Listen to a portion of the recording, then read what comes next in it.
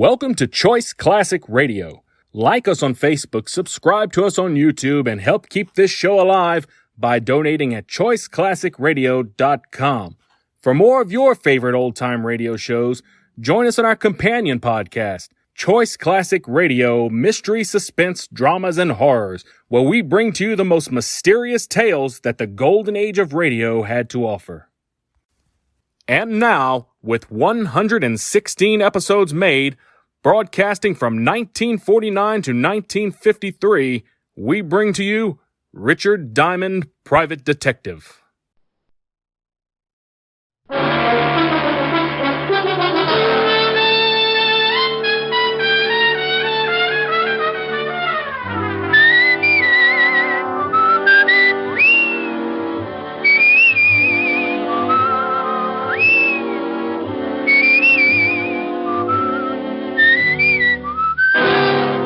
Dick Powell as Richard Diamond, Private Detective.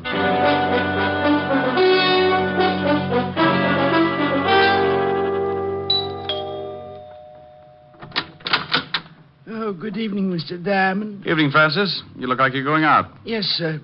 Miss Asher wants me to go down to the delicatessen for some cold cuts. Well, where is Miss Asher? In the study, sir. Well, I'll see you later, Francis. Why don't you bring back some roll mop? Roll mop, sir? Herring with the bends. Very toothy. Yes, sir. Ollie oxen free. Rick. Hi. Hi. Well, get the silk thing there. Lounging pajamas. Yeah. I guess we're going to stay in, huh? Uh-huh. I just sent Francis out for some food. I met him at the door. Look, I've got to do a few things in the kitchen. Why don't you stretch out on the couch and take it easy until dinner's ready? Okay, I'm pretty tired. Might rock out. No, a little sleep might do you some good. Here, read a magazine if you want to stay awake. Oh, swell. Gory detective. Who sends you these things? The Corpse of the Month? Pretty bad. I won't be long. Okay. Oh, no. The case of the bloody... Oh. It was going on 11 o'clock, and the fog encircled the old house like a thin, wet blanket. Oh, swell. The figure of a man crept stealthily across the gravel of the garden path. These riders really dream it up. Mr. Diamond? What? How did you get in here? I followed you from your office. Shh. You left the door unlocked when you came in. Well, now, look. I know I shouldn't have come into someone else's house, but this is a matter of life and death. Hey, stop pulling down the blinds. I don't want anyone to see us talking. Well, you're on the 8th floor. Who's chasing you? A herd of monkeys? Please, you must listen. Now, look, if you got troubles, come to my office in the morning. Tomorrow morning may be too late. I'm supposed to die tonight. Try breathing. You expand your chest, take a lung full of air. No, Yes, it does wonders. Keeps you around for days. You better get out of here. Please, Mr. Diamond, don't give me away. Please.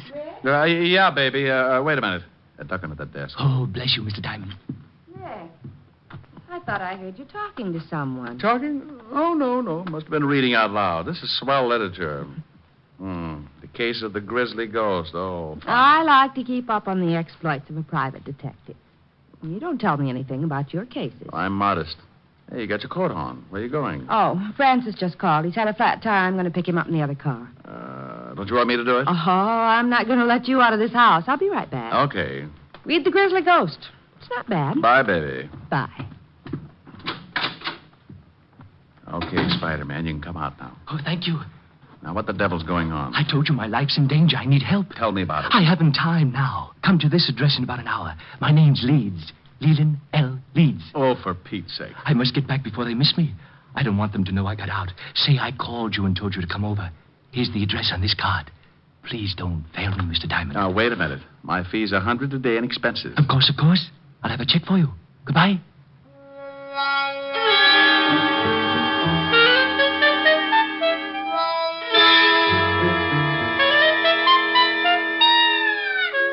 He went out like an undertaker stealing a can of embalming fluid, and I poured myself something just about as strong. Helen would scalp me for leaving, but for some reason, nutty little guys like that interest me. I left Helen a note saying I'd be back later and took off to the address Leland L. Leeds had given me. It was out of town about 10 miles, but after hunting around for a while and running up a good-sized taxi fare, I finally found the house.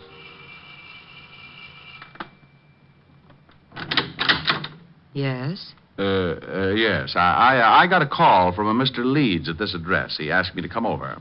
My brother? I don't know. Well, it couldn't have been. He's very sick. He's upstairs sleeping. Well, he was just coasting off to dreamland when he called me. I think you'd better let me in. Oh, a detective. All right. Just what did my brother tell you, Mr. Diamond. He said his life was in danger. I'm Nina Leeds.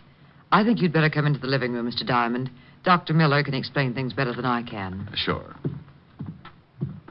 Roger? Hmm? This is Mr. Diamond. He's a detective. Oh? Lee just called him.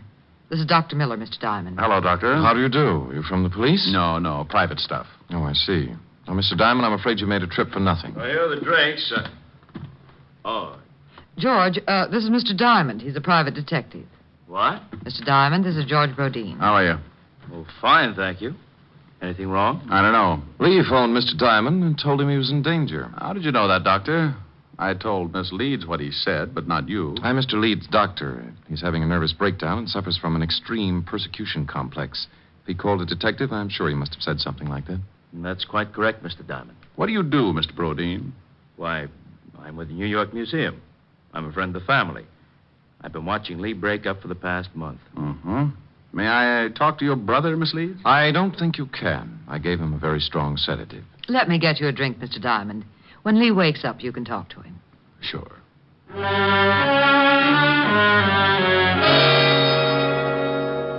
We went into the bar, and she got out a big bottle and 2 glasses. I forgot all about Leland L. Leeds for a while and started concentrating on his lovely sister. It was easy. Champagne?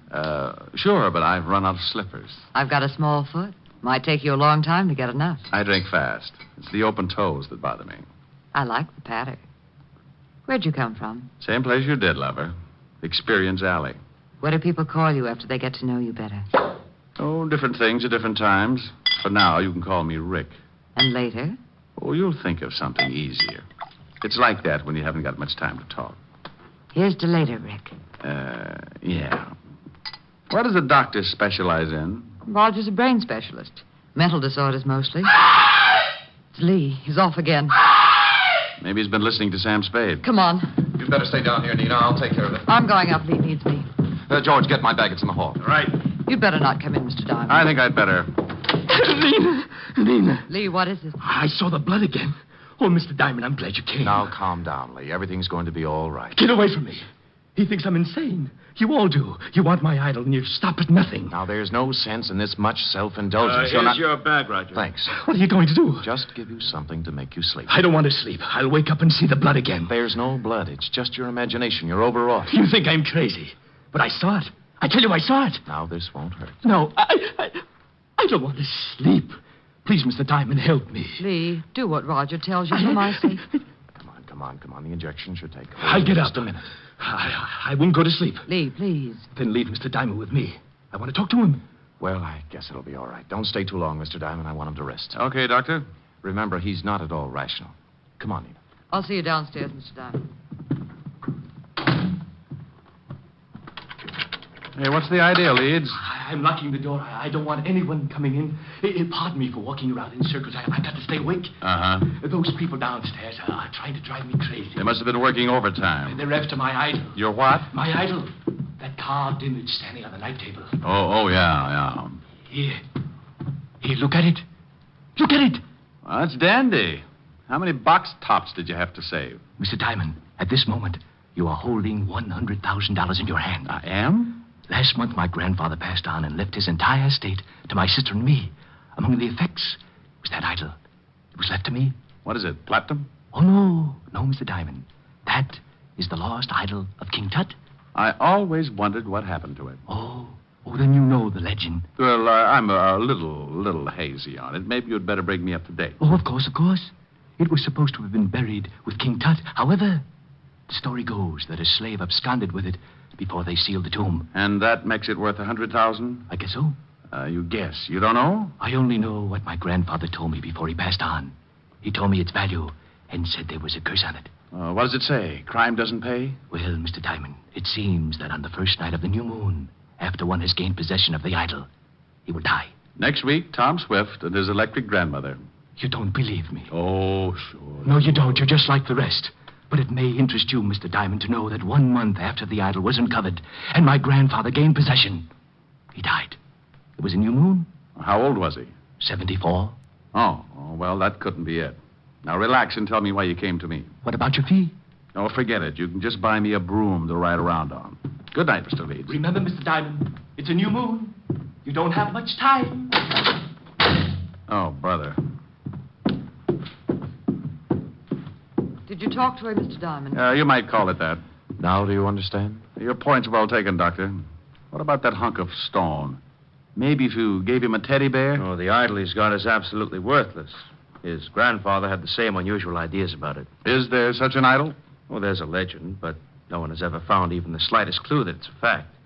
Now, I've examined Lee's idol, and it's certainly not worth any more than the granite it's carved from.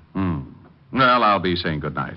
I hope he gets better. Can't I get you another drink, Mr. Diamond? You certainly deserve something for your trouble. No, thanks. Goodbye, Doctor, Mr. Rodin. Thanks, Miss Leeds. I wish I could make this up to you. I'll take a rain check. It'll be raining a lot this month. Yeah. Well, good night, Miss Leeds. Good night.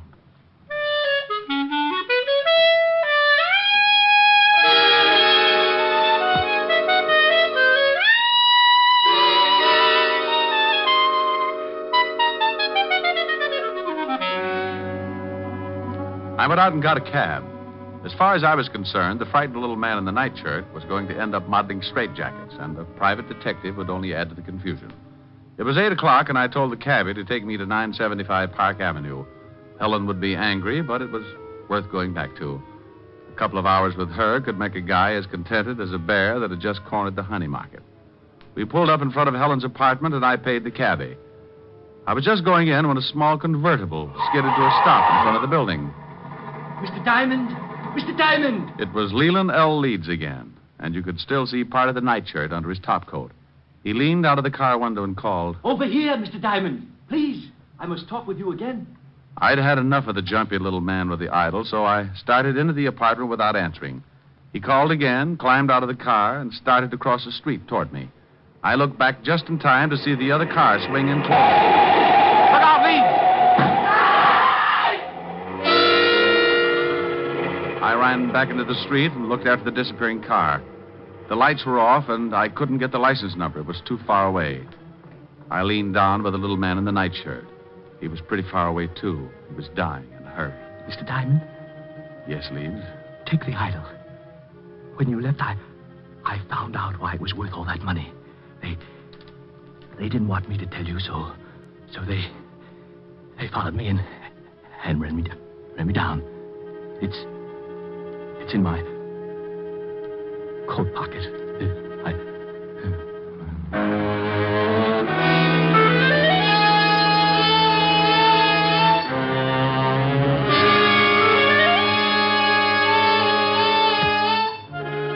He died lying on his back in the street. Several people were coming out of the building, so I reached into his pocket and pulled out a chamois bag. I guess the idol was inside, so I put it in my coat and went in to call the police. Oh, Mr. Diamond, Miss Asher's been worried. Hello, Francis. Tell her I'm back and let me use the phone. Certainly, sir. She's upstairs. Is something wrong, sir? You look worried. The man got hit by a car. I've got to call the police. Oh, my goodness. Is he hurt badly? Bad enough to get buried. Oh, my goodness. Homicide, Sergeant Otis. Otis, let me talk to the lieutenant. Is this Diamond? No, it's the Beaver boys. Now put the lieutenant on the phone. And what do you do with all those tired jokes? You can't keep using them. I give them away to idiots. Want to start a collection? Oh. Lieutenant Levinson, Walt, this is Diamond. I got a body for you. I go off duty in 20 minutes. Call back then. Lying out in front of Helen's apartment, 975 Park. Rick, my stomach is bothering me. Why can't you be a good boy and stay out of trouble? Take some soda and get over here. Take some soda. Every time you call, I end up taking enough to give an elephant the hiccups. Well, you're a fine one. Oh, I'm sorry, Rick. I didn't know you were on the phone. Wait a minute, Walt. Hello, baby. I'm talking to the lieutenant. Aren't you afraid you'll catch cold in that thing? I'm mad at you. Oh, you're cute. Hey, what's going on? Just Helen. If you could see her, your ulcers would start popping like chestnuts. Say hello. The law sends you his greetings. Hello to the law. She says... I know, I heard it. Now, what about the stiff? His name's Leland L. Leeds. He got belted by a car. It was too far away to get the number. What makes you think it's a job for homicide? Get over here and Helen will give you the story. I've got some work to do. But wait a minute, Rick. Oh, you're getting lazy. What's the matter? Don't you want to find out things for yourself? Rick, what happened? Francis told me some man got hit by a car. Right on your doorstep. Oh. Let's go into the other room, baby. I'll tell you all about it.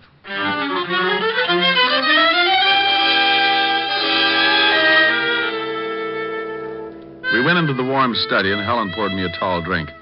I briefed her on what had happened earlier in the evening, and she sat down next to me. There's something about red hair that does things to me. It smelled fresh and clean, and with her that close, I could have been sitting in the middle of the Arctic and still kept my temperature above 102. Rick, do you have to go back out there? Well, somebody's got to tell his sister, and in a way, I feel a little responsible. Are you going to give her the idol? Hmm? The idol. The thing you took from poor Mr. Leeds' coat. You could at least show me what I'm playing second fiddle to. Oh, that's right. Yeah, I nearly forgot about it. Oh, here it is in this chamois bag. Oh, what an ugly little thing. And that's supposed to be worth all that money? Well, that was what Leeds, Hey, something's missing. Yeah, one of the eyes. Must have come loose when the car hit him. Probably in the bag. Yeah, there it is. Rick! Yeah. It was painted over. You'd never guess it unless you pried it loose. Why, it's as big as a marble. Is it real? Well, you've got enough of them around, you tell me. It is. Rick, I think it's the pigeon blood. Why, it's worth a fortune. What are you doing? I'm scratching the other one. Well, Mr. Leeds wasn't so squirrely after all. This is ridiculous. You only read about things like this. 2 pigeon blood rubies. No wonder he thought it was worth $100,000. He said he found out tonight. He must have been scratching at them. Oh, then it wasn't just a hit and run. I don't know. Baby, I don't want to get hung up with a lot of explanation to Walt. Rick, what are you doing? Taking the other eye out. There.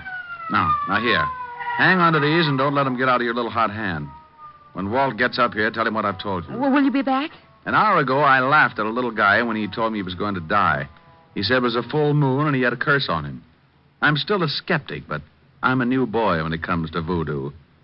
I've got to hurry over there before the whole bunch of them turn into bats.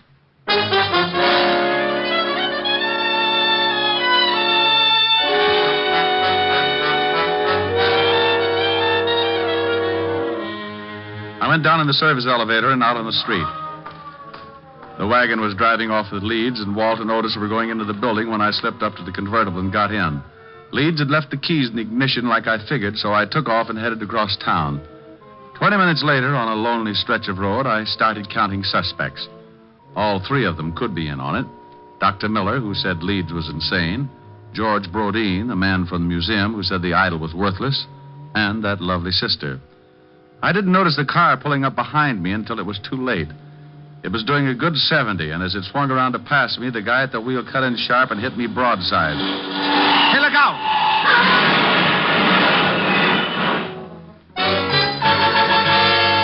I went through a white fence and over an embankment. The car rolled, and somebody dropped the night on my head. I went to sleep. I don't know how long it was before I started coming around, but when I tried to shake myself back, it was like pulling my head out of a barrel of molasses. It stuck to my eyes and plugged up my ears. I tried to claw the stickiness away, but my hands were like 2 baseballs.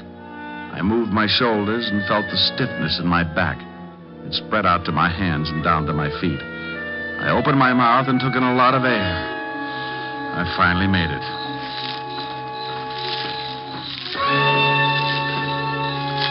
Someone was trying to get me from the highway, so I pulled myself clear of the wreck and started moving in a circle, keeping whoever it was at a good distance. I was too pushed around to put up a fight, so I made it back to the highway and walked along until I found a little gas station on the road. The joint ain't open. And then your lock's busted. No, it ain't. Then I floated through the wall. Where's your phone? It ain't for public use. Try isn't. Okay, wise guy. The joint isn't open. The phone isn't for public use, and you isn't so big you can't get tossed out on your face. And you isn't so wealthy, $5 won't make a difference. Oh, why didn't you say so? Phone's on the wall. Thanks. You know the Leeds family? Yeah, they get gas here sometimes. Hello. Evergreen 34369, operator. How far is the house from here? I'm a little turned around. About a half a mile. Hello, Francis? Is Lieutenant Levinson still there? No? Well, just tell him to get out to 19319 Jackson Heights Boulevard. I've got a killer for him. Yeah, oh, my goodness. Now, hurry it up. You a cop? Shamus. What do you take for the use of your car for an hour? My wife would kill me. I'll drive you wherever you want to go.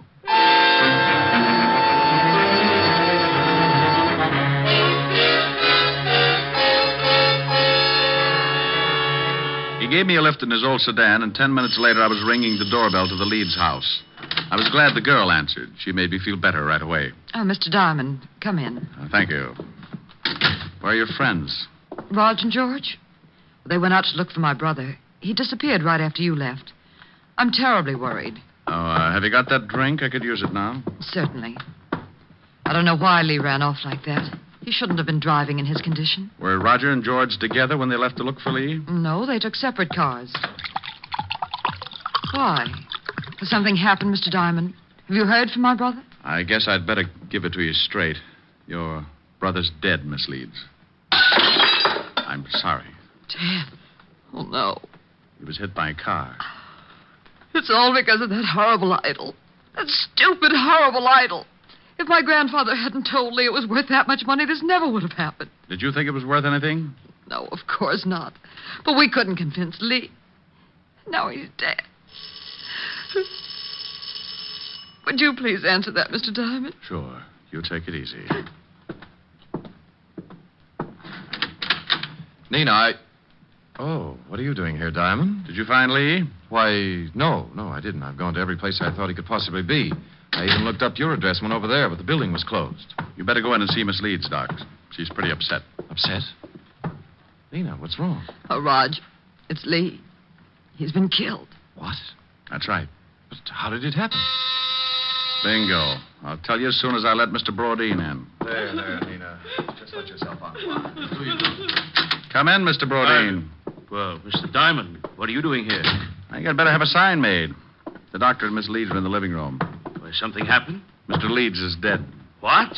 This is the most surprised household I've ever run into. Roger, is this true? I guess so. Oh, I'm terribly sorry, Nina. Is there anything I can do? No, thank you.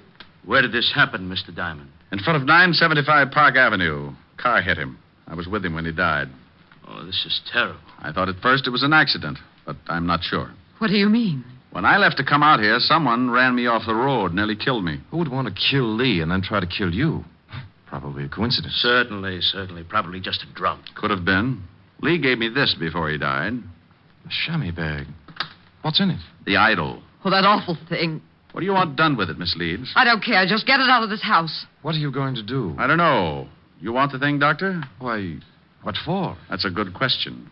How about you, Brodeen? You want it? Oh, well, what would I want a worthless piece of stone for? Well, as long as no one wants it, may I use this fire poker, Miss Leeds? What are you going to do with it? The idol is worthless. It's caused a lot of trouble for you and your family. I'm going to break it up. No! Give me that, George! Well, Brodeen, you're sure getting grabby. All right, now all of you stay right where you are. For a museum collector, that's a pretty modern gun. Yes, and I know how to use it. George! This is the hokiest case I've ever been on. Even the dialogue's bad. I suppose you think you're pretty clever making me show my hand like that. I read Gory Detective.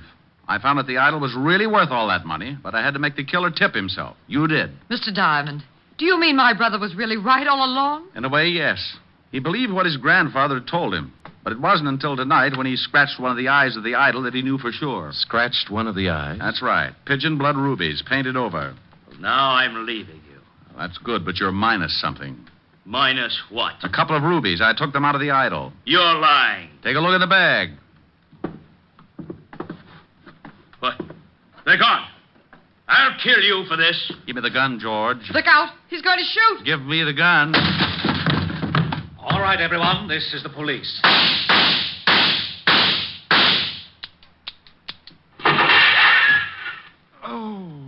You killed Mr. Diamond. He shot Diamond, all right, Lieutenant. Put the bracelets on him, Otis. Sure. Come here, you. Not him. Put him on Diamond for disturbing the peace.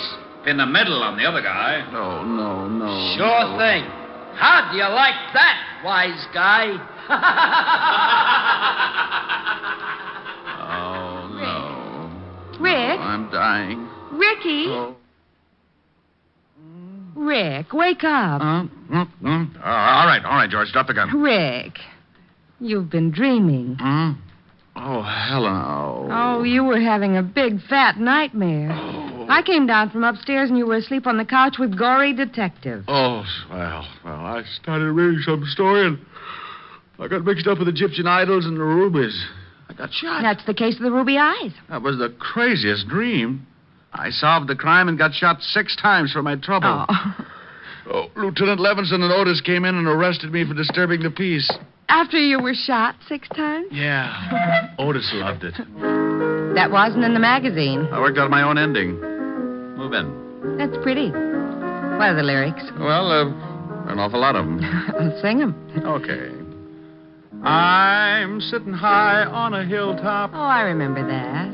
tossing all my troubles to the moon. It's from Thanks a Million. Where the breeze seems to say, don't you worry, With Alice Faye. things are bound to pick up pretty soon. Here, neath the sky on the hilltop, seems to me the world is all in tune. I forget all the bustle and hurry, tossing all my troubles to the moon. I know someone will love me, and everything will be just grand. Just so the stars up above me continue doing business at the same old stand. It's mighty sweet in the evening when I've had a busy afternoon, sitting high on a hilltop, tossing all my troubles to the moon. Sing it again, Rick. I'm sitting high on the hill. Oh, Rick, the grouse. Yeah, listen to that. Where the breeze seems to say, don't you Hey. worry. How do you like that, wise guy? Oh, that's really awful. Yeah, well, maybe you know how I feel when you open that big bazoo of yours. You mean I sound like you do? Look, Diamond, what do you think the rats keep jumping out of my window for? Well, maybe if you had some plastic surgery. And your crummy jokes are as bad as your crummy singing. So please, save the world from a horrible fate and cut your throat or something. Oh, yeah? Well, let me tell you, old boy. I'm sitting high on a hilltop, tossing all my troubles. Hey, you! Shut up! We want to hear Diamond. Yeah, shut your big bazoo. Yeah, shut up! What's that? You heard us. We want to hear Mr. Diamond. No. Rick. Yeah, my dear public.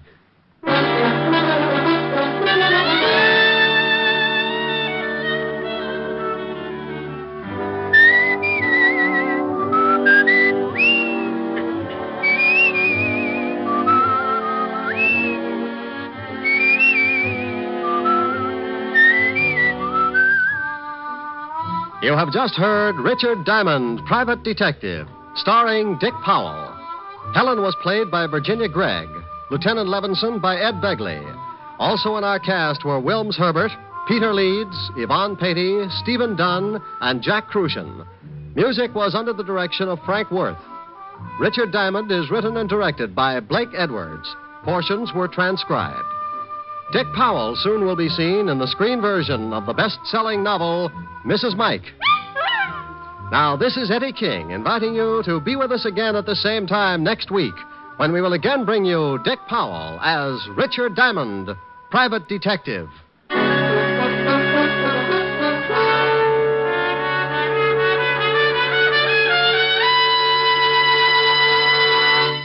What's on NBC tomorrow? Detective story fans will want to hear Madeline Carroll and Basil Rathbone in the detective melodrama The Amazing Dr. Clitterhouse, tomorrow on Theater Guild on the Air. And for more detecting, listen tomorrow for The Adventures of Sam Spade. He'll present his most humorous caper of the season. Yes, you'll enjoy both Theater Guild and Sam Spade tomorrow on NBC.